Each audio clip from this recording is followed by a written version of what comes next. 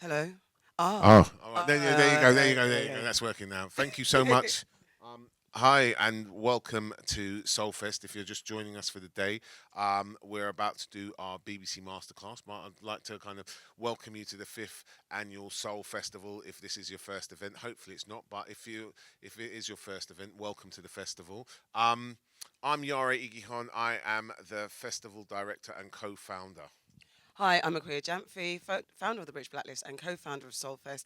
Thank you for being here. It's going to be exciting, interesting, informative masterclass this afternoon. We have to thank our sponsors and partners, ABFF Global. Do you have to look at the Yeah, I thing do. to I check? do. I Okay. do. I want to make All sure I right. don't miss anyone out. Okay. Sony Pictures, Amazon Studios, BBC Comedy, BFI, If I University of stand here, you won't be able. East London, Okay. and Uh, ITV. yeah. Thank you very much. Okay. And thank you guys for coming and supporting. We've got one more event and then we're done.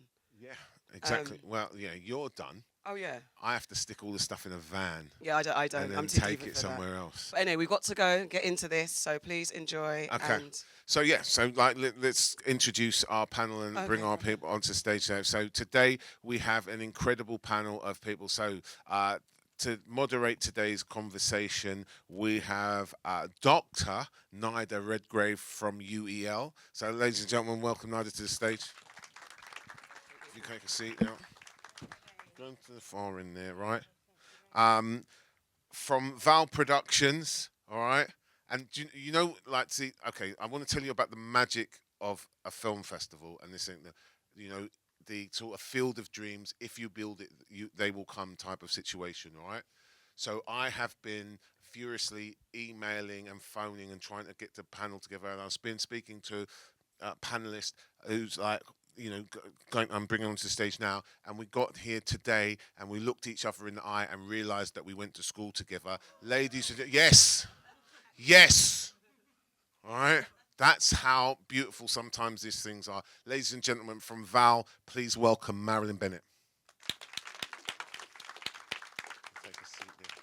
Thank you so much. Right, and finally, right, one of my own personal, like my own personal superhero, who's literally pulled my fat out of the fire to by showing up and doing this today, but also, right, showed up like so. You know, everybody knows my day job is at the BBC, right? Our next panelist showed up at the BBC and restored my kind of faith in humanity. Ladies and gentlemen, please welcome Danielle Scott-Haughton.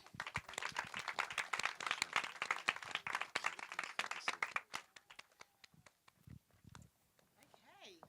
Right. How's everyone feeling? Good. Good. Good. Have a great, blessed, amazing. How about you two? Yeah, I'm good. I'm good, yeah. Good. Excellent. Good. Fantastic. Okay. Right. Before we get started, Iari's already stolen my intros. I was going to do a quick intros of names. He's already done that. So we'll skip past that bit and we'll go straight to setting an intention for this session. So it is a masterclass, yes, but it is an out of the box masterclass, okay? It's not going to be your sort of nuts and bolts, normal, everyday thing. What we are doing here today, well, let me skip back a bit. The reason I'm sat here today, the reason I am sat in the company of these two incredibly amazing forces of nature is because I am a senior lecturer in creative writing at the University of East London. I am course leader of the journalism course at East London. I've written 2 books. I have won screenwriting competitions and even had literally a PhD in screenwriting. However, I still have questions about this industry and I still have questions about writing. And ooh, take the microphone. Oh no, oh dear. You could hear. Okay, right. That's a shame because that whole bit was leading into like the energy of that. I was revving myself up for this like climactic moment. And okay, anyway, right. The gist of all that is, regardless of however long I've been trying to do the thing, I still have questions. And the fact is, to be in the presence of these not fountains but oceans of knowledge is such an incredibly uniquely fantastic experience that I want to go back to 14-year-old me, and I want to not everyone's like, what would you say to yourself? I wouldn't say, I would show her me sitting here on stage, the three of us, three black women, at the top of their fields. And I would say, like, look at what happens when you follow your dreams. It's not to say that we're going to pretend that it's easy. I'm not going to deny, we're not going to deny that, this world can be difficult. This world, I mean, it is hard, it's tough out there, but we do have to allow ourselves space for joy, for black joy. We also have to allow ourselves space to recognize that we did the thing. Look at you two. You have done the thing. Can we have a round of applause before I go into fangirling on these two women? Right. I've been doing a lot of talking. I'm just going to do a little fuller intro, and then we'll start the conversation. How's that sound? Okay, right. So we have Marilyn Bennett, who is the head of production at Various Artists Limited. Head of production, yes. Okay, so Marilyn has worked in production and management and finance for 26 years, negotiating budgets with broadcasters and overseeing developments and productions through to delivery. She has worked in factual, entertainment, and comedy on productions for all of the major channels as part of both independent production companies and broadcasters. Woo! You probably don't need me screaming into the microphone, do you? Okay, Danielle Scott-Haughton is responsible for commissioning drama series for the BBC. She joined BBC Drama from Balloon Entertainment, where she worked for 7 years, ultimately as a development executive. Danielle was executive producer on Champion, the musical drama series from the best-selling author Candace Carty Williams. I don't like messing up people's names, so if I repeat it, it's because I'm trying to make sure I put some respect on these names. Okay, right. I feel like I've been going on a bit. It's time for me to hand over the mic to you. I'm going to ease us in once I find the correct set of notes with a question for you both.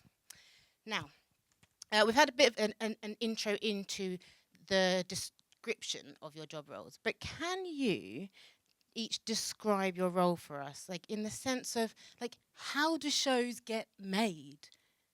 Who would like to go first? Okay, you're looking at me. So in terms of my role, I tend to very early on in the process, once we've got a show developed or got a development for a show, be that a script development, we'll then have a script development budget. So I'll draft that budget and negotiate that budget. Once we get past that stage, if we go to pilot stage, I will then do the same again. And then once it goes from pilot stage, if we get a commission, I'll then oversee production from prep right through to delivery. So that's basically my role across all of the shows that we have on. And it does vary because drama, as Danielle will confirm, takes a lot longer than comedy. Drama is a very long process. So for us, we've had, because I've been at Val since day one. When we started, it was just myself and Phil Clark, who's one of the MDs, and we had one show. And from that point, even though Roberto, who's one of the other MDs, was with us, we've got shows that were still in development when we started 6 years ago that haven't gone to commission yet. We've got scripts that have been, we've been working on for a year to 2 years. Drama takes a lot longer to get away than comedy. And there's no set process for how something can get commissioned. There's no set route. But one of the things that we have found, interestingly, that's really worked, which I'd say is definitely a new route, is, and you can attest to this as well, shorts are the way. Shorts are the way. Because shorts are the way, because we would ordinarily, we'd get a script commission, and we then, if that script did well, we'd get a second script commission. But one of the things that we've done recently over the last couple of years, which is we made a short. So we'd have a script, and instead of waiting to go to get second script, we decided let's try and get a short. So we take that first script to take the first 10 minutes of that script and say, okay, let's do a short, because there's nothing better than being able to smell, see, and hear something than just reading it. So by doing that, instead of going to second script, we've got 2 series commissions by doing that. So it's shortcast. We've got 1 series commission with Apple and another with BBC Two as a result of doing short. So that, I would say to you, if you've got an idea for something and you can condense that first script into a short, it's shortcut, and that's the way. I mean, it's an expensive way, because this is an expensive game, and that's the other thing that, you know, that's blown my mind in the last 3 years. How since COVID, I don't know if it's a COVID effect or it's the S.O.U.L effect, but things have become extremely expensive. And to kind of show my age, I've actually done 29 years in this business, which is How is that possible? Because the math ain't mathing. I don't see it. yeah. but Next year's my 30th year. It's mad. Congratulations. Thank you, thank you. But congratulations, that is it, incredible. but it is mad how expensive things have become, and I think it's to do with the fact that because we're making shows for SVODs now, and the quality of what we're making is on such a different level, I've seen things double because of Apple and Netflix. So, you know, the whole process of how you get things developed and how things go into development, you know, shorts is key. So it sounds like show, don't tell if you want to get it made. And there are, there's a, Hands up, yeah. say anything. But there's another thing that somebody did. Sorry to then. No, yeah. keep going, But there's sis, I'm another thing learning that too. that someone did during COVID, which slightly blew my mind as well. We we had a script from someone, and they basically didn't want it to go to second script development. It hadn't even gone to first paid development with anyone. And what they did was they got a cast together, and they did a read through on Zoom, and they sent us the read through. And I was a little bit like, that's a bit clever. I wish I'd Yeah. thought about that. We wish we thought about it. Yeah. But it's just a shortcut for you to, if you can get a read through with a cast on Zoom, that's how you can pitch it to people. I think that, because that will save you having to take a whole half an hour to read something. You could watch that in 15 minutes, maybe even. So it's just, there are a lot of ingenious ways of sort of coming up with content and developing content without actually having to try and get through the door and do the whole development thing and meet production companies. Because if you haven't got an agent, it's really hard to get unsolicited material through. But we actually watched that Zoom piece because of it. Anyway, I'm yapping. Go on. What I'm hearing here, though, is like out of the box thinking, right? Yeah. It is thinking out the Yeah. box. It's Yeah. thinking of ways to make yourself stand out, ways to sell your story. Yeah, it's not just Um, about the front door. yeah. You can go in the side door if you could find a way. Love It's not it. always just about the front door. Let's find all the doors. Yeah. Let's break down all the doors. Yeah, different routes. I don't know why I did that weird voice, but okay, right. I'm going to ask a question for you now, Danielle. So because obviously people can Google you and go onto IMDb, wherever, we can see what you've done. However, it doesn't, the words on the page don't fully encapsulate like the extent of like how successful and how much you have done. So my question for you is, what are the 3 productions you've been involved with that you're most proud of, and why? So the 3 productions I'm most proud of, first of all, my web series, to carry on from what you were saying. So like this was, oh God, like what, 14 years ago. But like 2010 web series, do you know what I mean? Like it was Leon Main, Brothers with No Game, Delia Renee Donaldson, and Venus versus Mars. And I was like, I can write, I've got a camera. And so like when I had just graduated and I was working at my auntie's takeaway, so like I wrote, direct, produced, edited everything, a web series called Dear Jesus that ran for 4 years and 4 seasons, and then there were 2 seasons of the spin-off because I thought the title maybe like alienated people. I was like, no, it's not just about Jesus. And so and I won a couple of awards. I won a Screen Nation Digital Is Award, and like that's like what let me know, okay, like you're not crazy, you're not just doing this, like whatever. But I was really proud of that just because of the your brain. And now that I'm in commissioning, I'm realizing how much like self-development I did before I got into the industry, and in terms of like learning how to be disciplined, consistent, thoughtful and kind, because like it wasn't just me, like I have a cast of people, and because I treated them well, they came back season after season. All I was offering them was I was paying for their travel because that's all I could afford. Like, so I was just paying for their travel. Otherwise, like, do you know what I mean? Like feeding them and all of that stuff. And that really taught me, I think, a lesson that I think is missing in broadcast is like kindness. Like that just, makes up for a lot of like other things. So that was, yeah, that's one. And then Kiss Me First, that's where I did you? Do you know? No one ever says that. I mentioned it to you, and I remember. I don't know why people don't talk about it more. I loved it. What are you talking about? I was so invested in that. I love the world. I love the concept. Just right, look up "Kiss Me First." I'm not sure where it is exactly now. Will it be on Netflix? Look it up. Give it a chance. I feel like people weren't ready yet. No, I think Kiss Me First, it was CGI meets live action. And that's where the first job I had as a development exec at Balloon Entertainment. And that's where like my bosses recognized that I had the skills from like teaching myself shit about web series and that. They were like, what happens if we teach you about traditional broadcasting?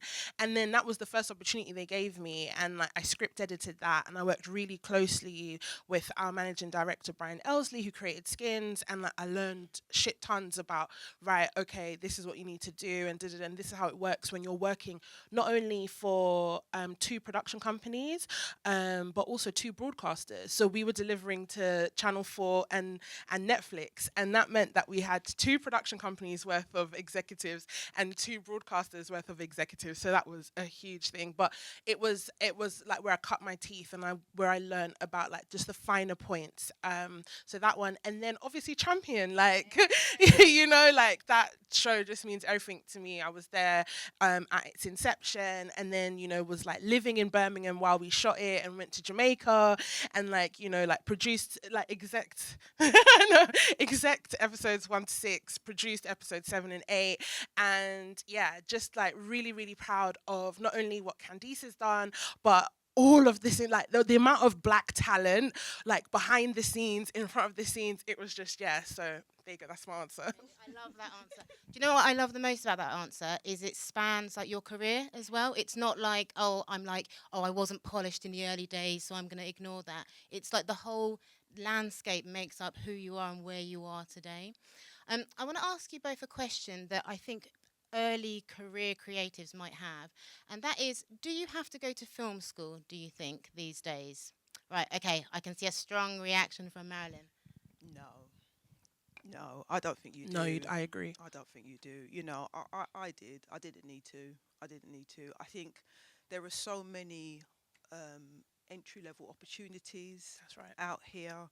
I think there are so many roles as well out here, and we are desperate to find people and to try and engage people into the business. So I really No, don't. you're not lying. And I think Yeah. it's amazing that so much of your background is in terms of finance, because one of the things that I think that we're lacking desperately are line producers. And I'm really interested in like trying to get like accountants to move over, just because line producing is such a valuable but not underrepresented, but like people look down at it, like, they oh, don't wanna line do it. producing. Yeah, they But don't it's wanna like do it. you're in charge of the money, fam. Like it's such a, so like I completely agree. However, some people as well, like I like school, innit? I like structure. Like so school might be something that is not just in terms of like learning the business. It might just be something that helps you learn about deadlines.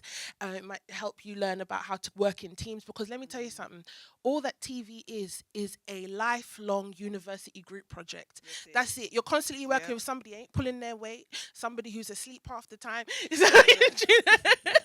So but it depends on what your personal needs are, and because, like you said, there are so many entry level positions that allow you to move through, and going to school doesn't necessarily give you like a, what do you call it, a heads up or whatever. No, it doesn't. I don't think degrees degrees aren't vocational necessarily. So your understanding of what the roles require, your understanding of the processing and the routes, you might not necessarily get that even though you'll do projects, but it's very different when you move out into the business. There are so many roles, there are so many people. You know, I started in factual. When I moved across to scripted, it blew my mind. You know, we were a team of 6 in factual. When I moved over to scripted and it was like a team of 70, I was like, what the backside? Who are these people? Like, who are these people and what did they do? And why does it cost so much? I couldn't understand it. And you know, but it is necessary. But there are so many roles, and there's so much you can you can move across when you're at the beginning, and so I don't think you need to go to uni, because that 3 years you go to uni, that's 3 productions you could have been on. Just to You know, clarify, that's the thing. obviously, creative writing at UEL with me is fantastic. And But that's if you are different. interested, But that's but different. it is different. And do you Yeah, know but what? that's Because what different. you're Writing is talking about different. is you're talking about, so the experience of going to uni doesn't necessarily give you the skills that you need to work in the industry. No. But not writing is like exercising a muscle, Yeah. right? So going Yeah. to learn how to write, and it doesn't have to be uni. It doesn't need to be that length of time. It can just be, I don't know, like a local writing group or whatever. But exercising that muscle of writing, and they are different. Yeah, it's different. But there's, yeah, it's. I suppose I had an agenda in that question, which was basically, don't feel that if you haven't been to film school that you are somehow, no. you know, at disadvantage. Not at all. Not at Just, all. you know, do the thing. Just Yeah, do the not thing. at You all. don't need to. And if you do go to uni, I think what is important is on your, if you're in half term, when you're on your holidays, you get work experience. You find companies, because getting an in with a production company, you know, that's the thing. There are hundreds of production companies, but do you know who they are? So actually finding a way in and getting a mentor and finding people and coming to work on shows, because working on shows is very different to when you're doing a production. I went to uni. When I came out and I started working on shows, I was like, wow, this is not even the same thing. In uni, I'm everything. I'm the boss. I'm the producer. I'm the editor. Then I'm coming out here and I'm making tea. Yeah. But you know, you can do both. I'm not saying you don't need to. You can go to uni, because uni opens your mind to the world, which is what it did to me. It made me realize there was a bigger world than Hackney, where you know where I was from. But at the same time, that 3 years, I would have been 3 years further into this business if I hadn't, you know, and I'd have had experience of working on shows and doing other things if I hadn't. So Yeah, but I also think that we have to, you know, be honest about how challenging it is to get that. Even that very first opportunity, yeah, is challenging, and you've got to sacrifice and do all of that stuff. And if university gives you that opportunity to still have some kind of experience in that, then that's no bad thing. However, like you were saying about like during your half term, making sure that you're immersing yourself in the industry. One thing that I find, and one thing that was about me, like when I was first coming into industry, I didn't know anything about British TV. I could tell you everything that was happening in the States, but in terms of Britain, where I live, I didn't know nothing about what they were watching and what this and what. And I had to go through that training process and exercising that muscle in terms of like watching, knowing what channels, who is the commissioning editor, who ain't talking to who's left what company and where are they now and stuff. And that takes time, and I still don't have it. But I think one of the things that we have to get into is like, yes, I know that for a lot of black people and other marginalized people, accessing the TV means that they don't necessarily always get to see themselves reflected. Yes, I understand. Put that to the side. Make sure that you are make sure that you're sharpening your understanding, your media literacy, especially when it comes to scripted television. Make sure you understand what an ITV show is, what a Channel 5 show is, what a Channel 4 show is. What's Sky saying? Like, do you know what I mean? We're not even getting to the streamers yet. You know, what is a BBC One show? And like you said, there's a difference between a BBC One show and a BBC Two show. And it's about making sure that you know, so whichever part of the industry that you want to come in, you understand how you can affect change or do whatever it is that you need to do. So that's, I think, really important to say. Thank you. And I mean, it's basically do your homework, right? If this is the industry you want to be in, you need to understand how it works. You need to know, you know, where you need to go. You need to know the questions that you're meant to be asking to get to where you want to get to.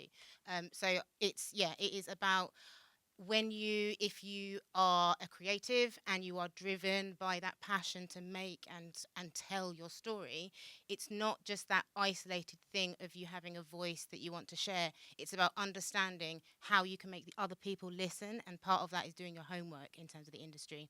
I want to just pick up on something to ask both of you, because uh, the word challenge came up just a minute ago. I want to ask you both, what keeps you going when times get tough? You've had long, healthy careers now. What is it? Like, how have you managed to sustain careers in this industry? um,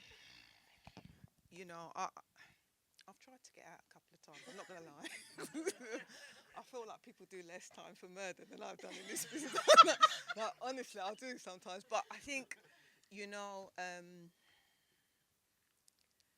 the power of television is real. The power of what we can say and do and what shows mean to people is real. And I've known since I was a kid, I wanted to be a part of storytelling. And there is no more powerful medium than film or television to do that. I think what's kept me going is I also know that I'm in the right place. I might not have always felt like I was in the right job, but I've always known that I'm in the right business. Um, and I think what's kept me in over the last, like, particularly the last 5 years or 5 to 10 years, is it feels like we're in a golden era of television. And I don't know if that's to do with the S.O.U.Ls, Netflix and Apple coming in and broadening out television and people coming across, more really big talent now, like A-list talent wanting to be a part of television now. But I think, you know, when I started, like, it was literally me and the cleaners in the building. It literally was. There was no one else, which I found really disheartening a lot of the time. There wasn't people out here like Danielle making shows, commissioning shows. I wasn't in rooms like this where I could see all of you who want to make shows. And it's very exciting for me at the moment, being in this position, being an OG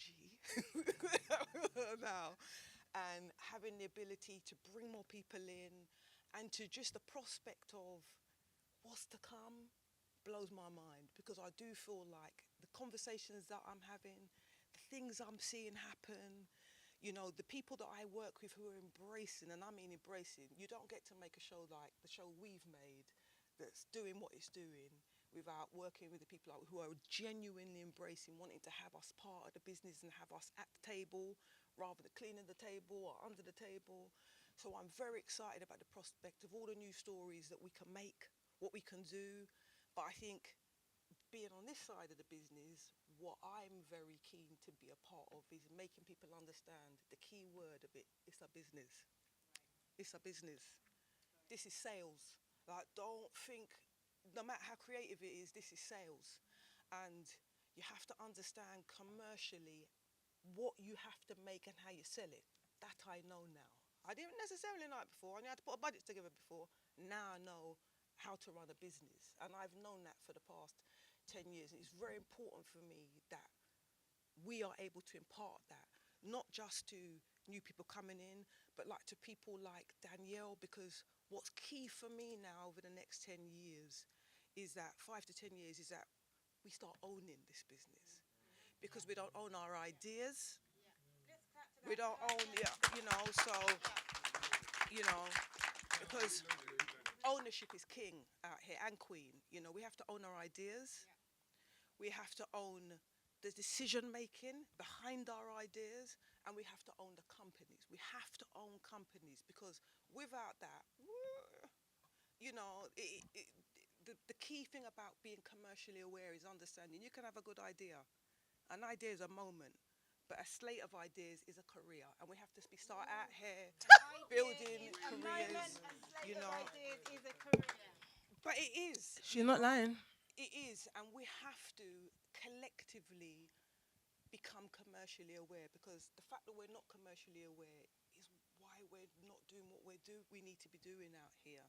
And it's important that that's the thing for me. That's what makes me excited now, is because there are opportunities opening up that we don't know about, that I only know about just about because I make it my business to know. But there are things that we have to become commercially aware. It's key. That is as important as being creative. And I'm very excited about this whole new generation because they're not like me. They're not going to sit around and support people. They want to own, you know.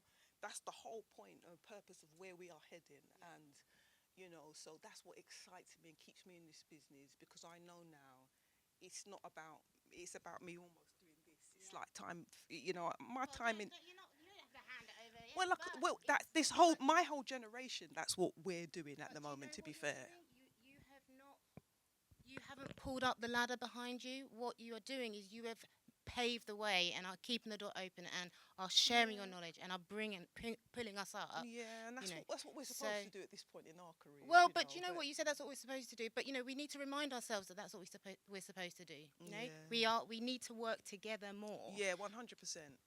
So, what did I do? How did you hand this one? I just want to talk. We sort of touched a bit on like representation, the idea of being like the only person in the room. So, in terms of Soul Festival, I don't know whether do we still use the tagline, the screening our unseen lives? We do. Okay, good. Oh, it's right behind me. That's right. Well, I'm a writer, but I'm not like necessarily that observant. Yeah. Okay, right. I knew it. I knew the quote. I didn't have to look to know the quote. All right. So what my question is, there is a question in this comment. So we've got we know the landscape is changing. We know that there are people like you there doing the work. Okay. So my question now, I actually want to pivot it towards Danielle. I want to ask specifically because programs, like shows like Champion, and I'm going to come on to I Made a Story in a bit, but shows like Champion are just broadening that representation for us. So can you describe for us, how did you make that happen? Like, how did you do that? Okay, well, you know, like production, I was at a production company and I was an assistant, and after a year they were like, right, we think we want to keep you, so just stay here and pay some more money. I was like, that's great. And my boss at the time, like I said, Brian, he came to me with a script, and I think that's the thing, yeah, it's like, if you have black people in your company and they don't have any power and they can't speak truth to power, you might as well fire them then. Like, and so I'm in this company and we were able to have like really hard conversations about race, and they were constantly like, like what? And I'm like, yeah, that's racist, man. and what, like for me, and I think for me, I never had to assimilate and like lose the fact that I'm a baby girl from Peckham. Like, they were accepting and excited about the fact of my identity and all of the different stratas of that. So, you know, like one day Brian rolls up to me and he's like, oh, look, I've written a script about a black British pop star. And I was like, looking at this guy's like 62 from Edinburgh or whatever. And I was like, fam, you ain't got no business writing that. And it was like, I was like, oh God. And because we had a dialogue, you know, like where it was like, oh, like of course I'm your employee and whatever, and there's a level of respect there, but also in terms of having that eye-to-eye, peer-to-peer level where I can communicate with you and tell you, fam, no one ain't buying this. Like you were saying, it is a business. No one is buying that in this day and age that an old white man is writing about, you know, young black people in South London. Do you know what I mean? And I understand where it comes from, because we should be able to write about anything. Anyone should. But because black people have been so long denied, it's like, sir, you like. And he was like, well, you know, if I'm not the right person, I want you to go out and find the right person who is. Because he always wanted to have a show where there was music and drama interacting. I knew Candice. I knew she was a bad bitch. This was just before, Queenie had come out, and Lisa Walters. She's incredible, a producer. Lisa was like, why don't you talk to Candice? I was like, oh my God, yeah. And so I approached Candice. She loved Skins. So she came in and she met with them and she pitched this story off the top of her head about a rapping brother and a singing sister who fall out and go head to head. She was ready. She got in that room and she was ready. She was ready, but also because she has a natural love of music. Okay. And so Candice and I, this was December 2018. And so Candice and I worked and we scripted this shit from the very, very And beginning. so this goes back to talking about how long drama takes. So we're talking So it's to- 2023, Yeah.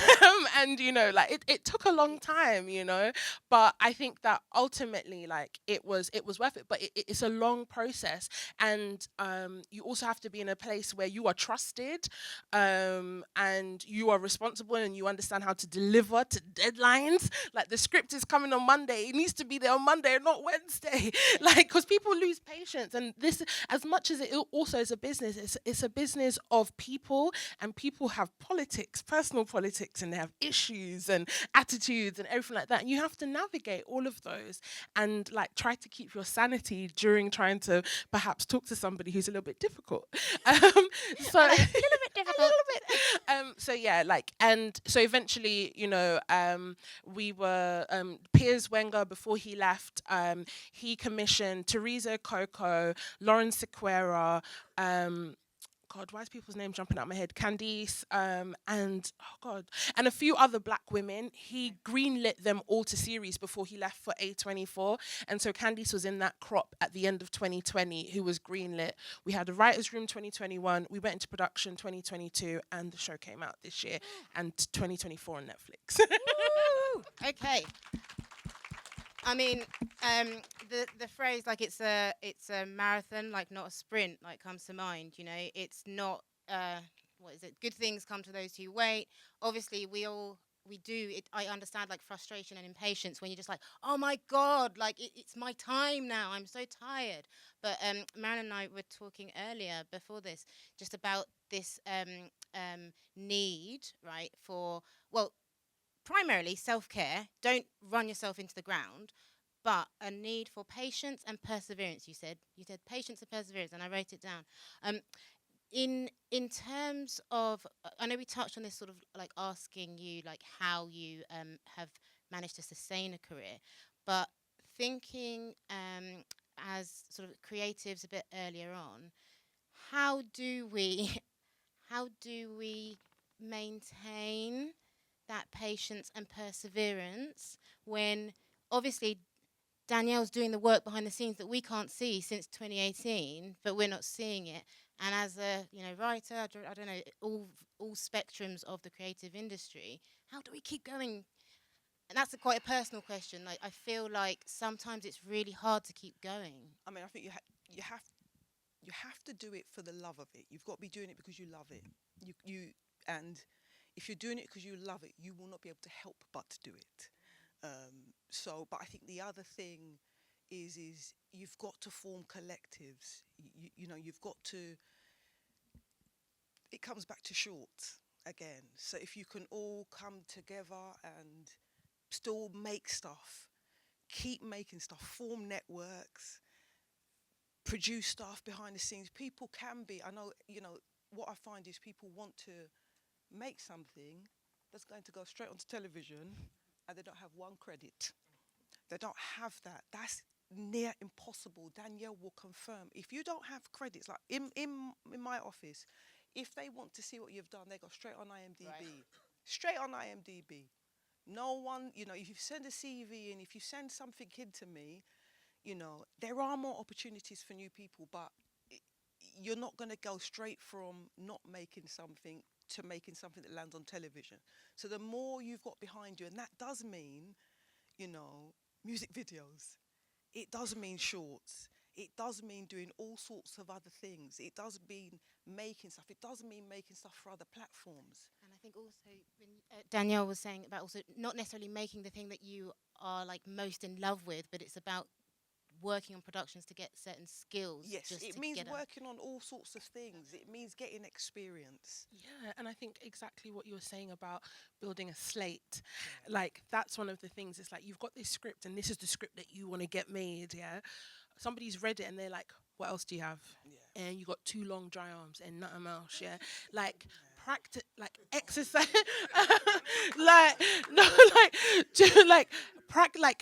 Practice your skill, exercise your muscle, have a few different projects on the go. Like you said, like, for me, my community of friends, like, that was ultimately what kept me sane in them years when I was like, look, 1+1 is 2. Where is my BAFTA? That's what I was thinking. Yeah. And it's like all of us sharing our examples and you know, like this is how that was so vital. But personally for you, like definitely making sure that you're not only just writing scripts, are you reading stuff? The BBC have this incredible library of scripts for every single drama and comedy that have been transmitted. Go and read the pilot scripts and just check how are the shows that are getting greenlit. Not that you want to recreate them because you can't, it's too late.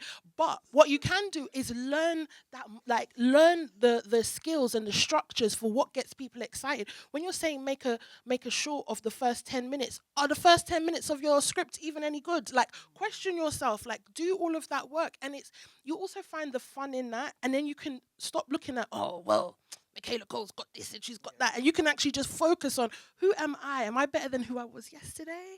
And like, do you know what I mean? You're Like, not in competition with other people. No, you you have are to in build your competition craft. with yourself.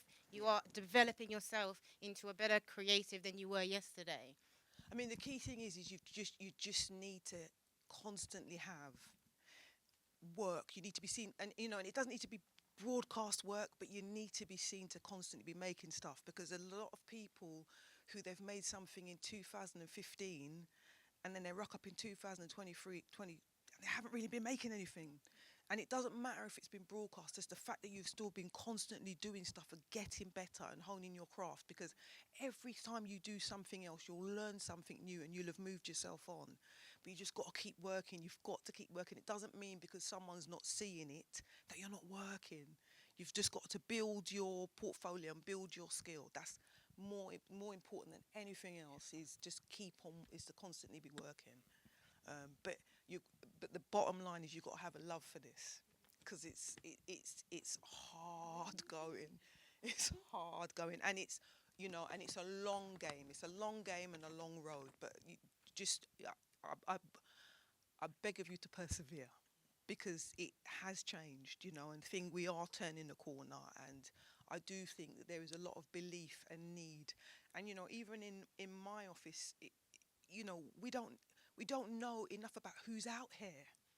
You're all out here, but we don't necessarily know that, and that's why having a collective, having all these different networks, that's important, because the networks do get out here. I'm here today, so now obviously I'm going to meet people here today that I Exactly. didn't know about, that I can take back to the development team, Yeah. and that I can talk to people about. But without me coming here, I wouldn't meet you. I'm not necessarily coming out the office and like, Yeah. I'm not doing that. Yeah. I'm not doing Yeah, it. no, I'm going home. I'm tired. So at the end of the day, coming to things like this is what makes it make sense for me, because I can get to meet people and go back to the office and say, And these are the people that are out here. it's a two-way street. So you being here in this room, being present for events like this, gives you that access to people who are able to make certain decisions. So showing up like for yourself is really, really important. Even I was gonna, no, not even, right. So as a creative, it's like it's your soul, like it's in your soul. It's never going to be a job or just a job. It's like who you are. So whatever it is you're doing to pay the bills, the creative part of you need to carve out space for it to just keep it going and keep it moving. I realize I'm saying that, and I'm saying it like to myself, because I can see Yari looking at me like, because the amount he has to tell me, excuse me, the lecturing was meant to be just a temporary thing. You're meant to be writing. I think the idea of community, collective, having like bolstering each other up, is really important. I think that we are in a really, really exciting time right now. Just like literally, like in this room right now, the feeling that very specific, loving, but honest talking to from black women, like, you've got to put in the work. But, if you are willing to put in the work, look what is possible. Doesn't mean we need to, lie to ourselves and tell ourselves that everything is great. But do you know what? Like, that's the stuff that's not great. It doesn't have to be our business. We can just keep doing our thing. And yeah, we can achieve greatness. So, yeah, let's clap to that. I feel like there was a natural pause there. different cards in front of me, and I'm trying to choose which one to select because I feel like we're coming towards the end of our time. I think the one I'm gonna go for because I'm curious. Okay, so right, the the TV show that I watched as a in my formative years, like pre-adolescence, that I think has made me the writer I am today is My So-Called Life. I don't know if anyone remembers it. That honestly, if you can find it, there was only one series. Maybe it wouldn't translate now, but it woke something up in me. I want to ask you both: is there a TV show or film that you can remember, sort of at a specific moment, you watching and you going, I want to do this. I guess for me, it's not a specific show because I think I grew up with like As If on T4 and like Family Affairs. Do you know what I mean? Like, yeah, As If banked, and then, like Hollyoaks, and I had Luke's Diary. I went to WH Smith and got the companion guide. Like I was really into it. Like, but the thing for me was, I was a latchkey kid. I used to let myself into the house, and during the summers, mum was like, "Don't go outside." I was like, "Okay, cool." And we had Sky, and it used to be you'd have Sky Movies Max and Sky Movies Premiere, and between each film they would play like this little vignette by Max Factor, the makeup artists, where they'd go behind the scenes and show you how they made the film or whatever. And I was like, "You're lying!" I just remember like, can't wait to see. And then when I was younger, you used to get really excited by like watching the credits on stuff and being like, "Raw Gaffer, I wonder what he does." And and so like for me, like when you said about the especially going from being by yourself and being like everything and you're in charge, and then you go on to production and there are 70 people, when you learn that every single person on set, the show can't run if they're not there. Those people are valuable, and I think inadvertently, as a as a child, growing up, like I learnt that. I was like, "Oh, I hope the best boy is okay." Like, and so yeah, that was for me what it was. Those little vignettes of like behind the scenes stuff, and I loved watching making the video as well, like on MTV. Shout out to old MTV. Amazing. And For me, I think it's a film actually, because I did film. So the film for me that made me really, really, really, really, really want to stay in this business was Do the Right Thing. And I remember going to the cinema and watching this film and thinking, how did this guy get to make this film? Like, this film is real. This film is brave. These characters are literally the realest characters, and I just loved the way it was shot, how bright and bold it was, what everyone was saying, and how black it was. And I just felt like, okay, maybe I can do this. Maybe I can be a part of something that will tell the kind of stories, maybe I can make a hackney version, in a patty shop. I don't know, but I just loved that film, what it said, what he said, how he said it. I loved that he was young and dynamic, and he cut through Hollywood, and he did it with one film. And I still very much believe, and I have seen, particularly in Michaela, that you can make a couple of moves out here, and it's not a couple of small moves, but you can make a couple of moves out here, and land very differently. And I because I guess where I'm coming from and where my line of work is, the reason I love to do the right thing and what he said, and love what I'm seeing right now is this is a lucrative business. It's a lucrative business, make I tell you. Right? This is not like what? It's a very lucrative business, and it can change lives. And yeah, it can change lives. And to see, I know how creative we are. We always have been, we always will be. We set trends. That's what we do. It's standard for us. And you know, and I just our ability to do that and do that in a business that's lucrative, is something that inspires me still. And Do the Right Thing for me, and just what he did and what he went on to do, and what he set as precedents for what we could make, what we couldn't make, what we could say, what we couldn't say, was just, it was for me at that time, when I was still or maybe I don't even know if I got to film school then. I can't even remember when that film came out, but it really had a mark on me and what I could do and what I felt was possible. And it came back to what Danielle said about America, because I was just like, America's the only place, you know. It's all about America. I don't feel like that now.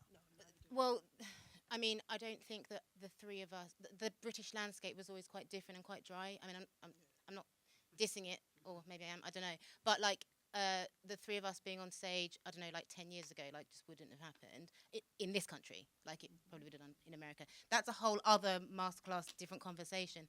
I just want to pick up on like a common thread in terms of inspiration. In both of those examples, what I was hearing is seeing something that is giving you permission to create, and create in the way that is authentic to you. Like words like brave coming up, words like it sort of took you behind the curtain and seeing. It was like you were handed, so your inspirations are handing you that permission to go, you love this, well, you can do this, go do it. And we talked, we've had some chats behind the scenes, but Michaela Cole coming up, like when I May Destroy You came out, it felt like there was some kind of shift. I don't know if like everyone felt it, but I felt like, oh wow, we're allowed to do this. I didn't know we were allowed to do this. Okay, right, I'm back in, you know. And it takes sort of just each of us like, keep going, because we're gonna inspire each other. You know, we see Champion and we're like, okay, thank you, Danielle. Right, you've re-energized me. I'm gonna go back to it. Thank you. Thank you, Marilyn, for I Made a Story, because I'm gonna get back to work now. So yeah. Yeah, we have the permission. We don't need to ask anyone for permission.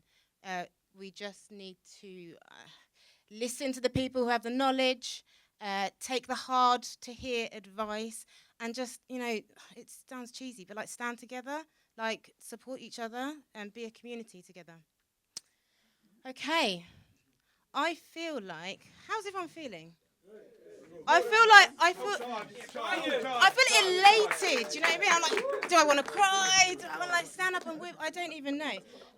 So we've gone a bit over time, but thank you very much for your patience.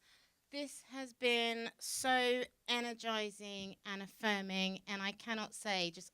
I know I've already said it. I'm going to say it again. Just like I just wish I could lift this moment into 14-year-old me's brain, and just show her, like, look, just keep going. So, yeah. We did this. You did this. We did this. We're doing this. Thank you both so much for your time. Yari, would you like to come and close the masterclass? Okay. Ladies and gentlemen, thank you so much for being part of this. We've got one more event as part of the festival coming up in a little while. But right now, please join me in thanking our incredible panel for this masterclass. Please thank Naida Redgrave, Dr. Naida Redgrave. Thank you for having me. Danielle Scott-Haughton.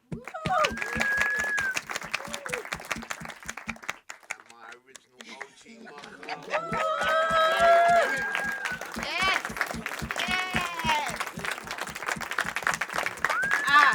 Okay, let's do this.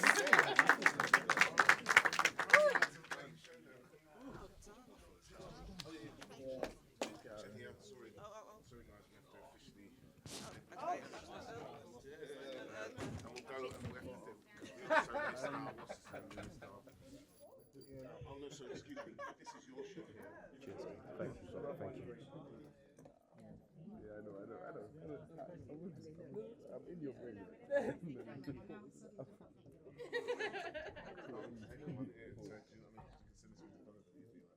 Oh yeah, that's it. Thank you. No, I have. Amazing.